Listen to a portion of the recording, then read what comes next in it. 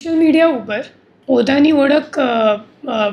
Shipping agent તરીકે આપીને અને રાધા ઇમ્પેક્સ અને એસકેએફ એન્ટરપ્રાઇઝીસ નામની એક જાહેરાત ઇન્સ્ટાગ્રામ અથવા ફેસબુક ઉપર આપીને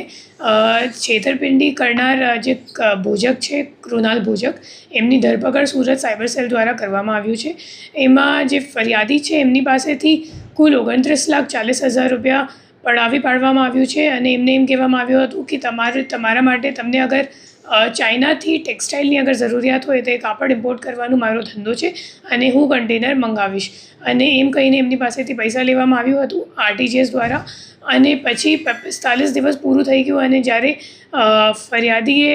પાછળથી એમને પૂછપરછ શરૂ કર્યું કે ક્યાં મતલબ માલ આવી ગયો કે કેમ,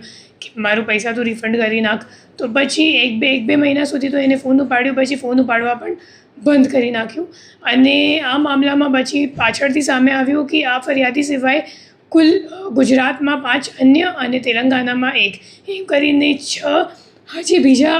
વિક્ટિમ્સ છે અને ટોટલ જે ફ્રોડનો આંકડો છે એ કુલ 90 લાખ જેટલું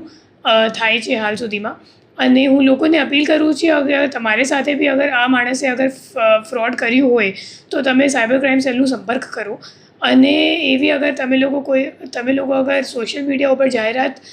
જોઈને અગર કોઈને અગર ઓર્ડર આપો છો તો ખરેખર વેરીફાઈ કરવું જોઈએ કે જે માણસ છે એ સાચું બિઝનેસ કરે છે કે ફક્ત છેતરપિંડી કરવા માટે આવી જાહેરાત આપે છે.